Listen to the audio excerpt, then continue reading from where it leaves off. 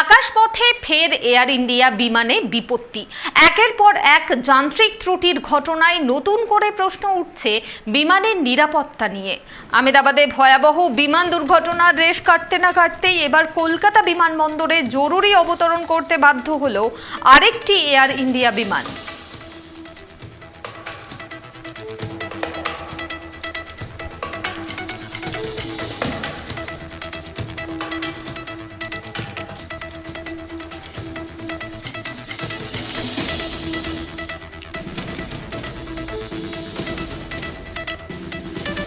Air ইন্ডিয়ার বিমানে একের পর এক যান্ত্রিক ত্রুটি দেখা যাচ্ছে। এবার এই যান্ত্রিক ত্রুটির কারণে আবারও জরুরি অবতরণ করতে বাধ্য হলো আরেকটি এয়ার ইন্ডিয়া বিমান।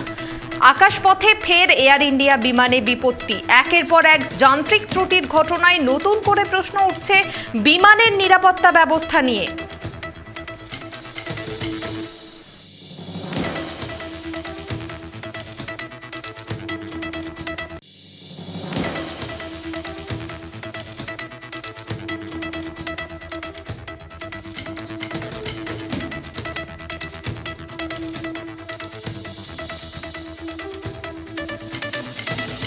পথে ফের এয়ার ইন্ডিয়া বিমানে বিপত্তি। একের পর এক যান্ত্রিক ত্রুটির ঘটনায় নতুন করে প্রশ্ন উঠছে বিমানের নিরাপত্তা ব্যবস্থা নিয়ে।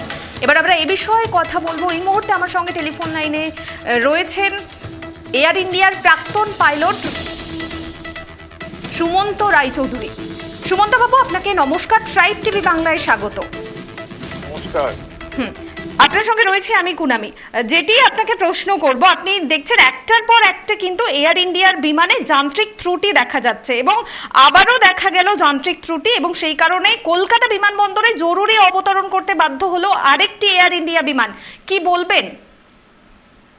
কিছু বলার নেই, যদি যান্ত্রিক ত্রুটি থাকে তো অবতরণ করতেই হবে। এবং যে সেফলি অবতরণ করেছে এটা তো টেকনিক্যাল স্টপ ছিল, ফিউলিং স্টপ। তখন যদি দেখা গিয়ে থাকে যে কোনো ত্রুটি আছে তাহলে তো গ্রাউন্ড করতেই হবে, কারণ সেফটি হচ্ছে আটমোস্ট ইম্পর্টেন্স, সেটাকে তো কম্প্রোমাইজ করা যাবে না।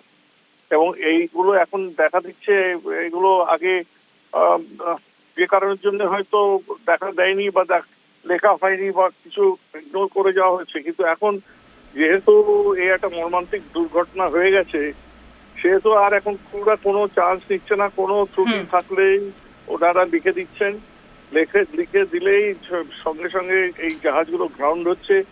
এবং এয়ার ইন্ডিয়া ইঞ্জিনিয়ারিং এগুলোকে ভালো করে থরলি ইন্সপেকশন করে তারপরেই এগুলোকে মানে ছাড়া উচিত, এটা আমার মতে।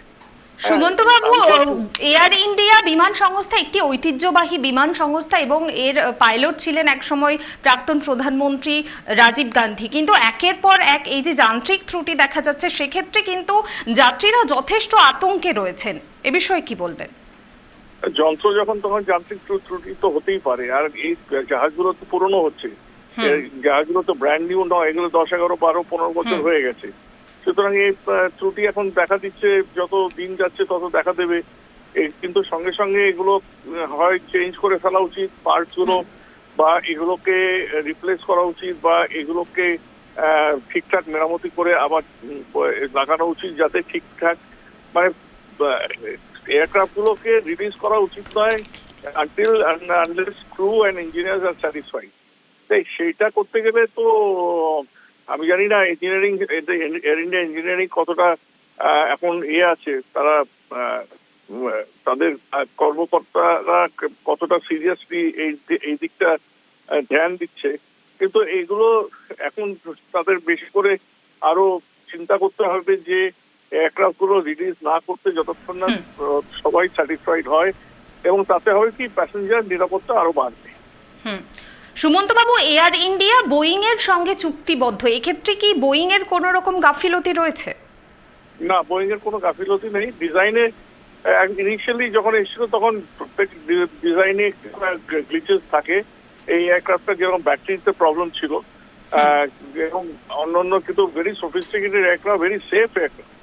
তারপরে যা হয় আর কি, দেখো আমাদের দেশে এই এয়ারক্রাফট গুলো, আমাদের যে কন্ডিশন আছে হট অ্যান্ড হিউমিড, আমি দেখেছি আমাদের এয়ারবাস যখন ইনিশিয়ালি এসেছিল তখন এটা খাপ খাওয়াতে পারছিল না, ইঞ্জিনস গুলো ফেল করছিল ইনিশিয়াল স্টেজে, তখন এয়ারবাস গ্রাউন্ড করে দেওয়া হয়েছিল। কারণ এগুলো হচ্ছে ঠান্ডা দেশের জন্য খুব ভালো এই মেশিনস গুলো। হট অ্যান্ড হিউমিড কন্ডিশনে Boeing is very study aircraft, very safe aircraft.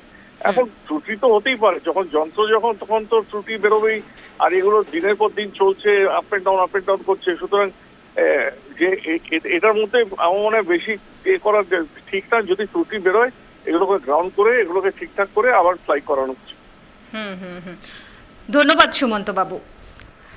আমরা কথা বললাম এয়ার ইন্ডিয়ার প্রাক্তন পাইলট সুমন্ত রায়চৌধুরীর সঙ্গে। তিনি স্পষ্ট জানালেন, যেহেতু যন্ত্র সেক্ষেত্রে যান্ত্রিক ত্রুটি থাকবেই।